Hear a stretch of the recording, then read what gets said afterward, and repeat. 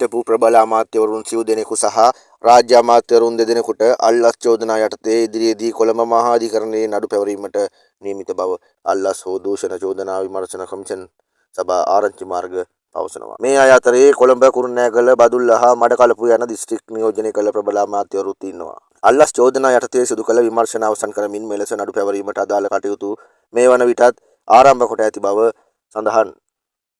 මේ සියලුම විමර්ශන 2015 වසරෙන් පසු ආරම්භ කළ ඒවා බවද එම ආරංචි මාර්ග පවසනවා. මේ අමාත්‍යවරුන් සහ රාජ්‍ය අමාත්‍යවරුන් සිය බලය අනිසි ලෙස භාවිතා කරමින් මෙම අල්ලස් ගැනීමේ වැරදි සිදු කර ඇති බව එම ආරංචි මාර්ගය තවදුරටත් ප්‍රකාශ කරනවා.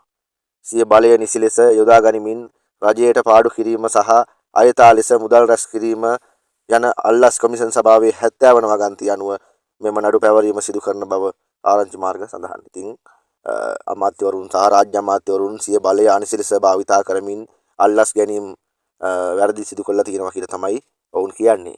මේ සියලු විමර්ශන 2015 වසරෙන් පසු ආරම්භ කරපු ඒවා බවත් සඳහන්. තාම ඒවට ප්‍රතිඵල ලැබිලා නැහැ. නමුත් 2015 වෙන් පස්සේ පටන් ගත්ත විමර්ශන තමයි තියෙන්නේ. අල්ලස් චෝදනා යටතේ සිදු කළ විමර්ශන අවසන් කරමින් මෙම නඩු පැවරීමට අදාළ කටයුතු කරනවා කියලා තමයි තවදුරටත් සඳහන් කරලා තියෙන්නේ. ඉතින් කොළඹ කුරුණෑගල බදුල්ල හා මඩකලපුව යන දිස්ත්‍රික් නියෝජනය කරපු ප්‍රබල අමාත්‍යවරුන් සිව් දෙනෙකු සහ රාජ්‍ය අමාත්‍යවරුන් දෙදෙනෙකුට විතර 6 දෙනෙකුට තමයි මේ සම්බන්ධයෙන් කේස් එක තියෙන්නේ. ඉතින් අර දිස්ත්‍රික්ක ඉහත කියපු දිස්ත්‍රික්කවල නියෝජනයක් තමයි වෙලා තියෙන්නේ. ඉතින් ඒ දිස්ත්‍රික්කවල ඇමතිවරු මැතිවරු දැන් මන්ත්‍රීවලා ඉන්නවද ගෙදර ඉන්නවද කියලා නැහැ. ඉතින් ඔවුන්ට නීතිය ක්‍රියාත්මක වෙයි අල්ලස් සම්බන්ධයෙන්. මිනිමරුම් චෝදනා හා සමානයි අල්ලස් චෝදනා කියන එක. ඉතින් ඒක නිසා මහජන මුදල් සූරා කෑම රජයේ මුදල් අවභාවිතා කිරීම සම්බන්ධයෙන් වංචා කිරීම සම්බන්ධයෙන් තමයි මෙම නඩු පැවරලා තියෙන්නේ. ඉතින් කොහොම හරි ඔවුන්ට නීතිය ක්‍රියාත්මක විය යුතුයි.